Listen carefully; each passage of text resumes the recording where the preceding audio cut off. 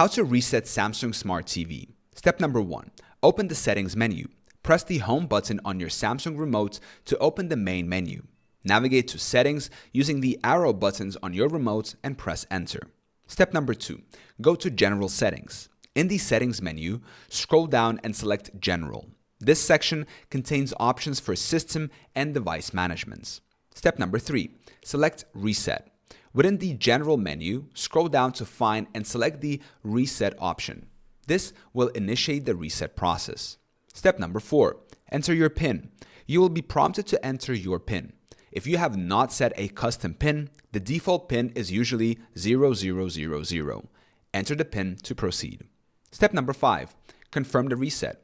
A confirmation screen will appear, warning that the reset will erase all settings and data.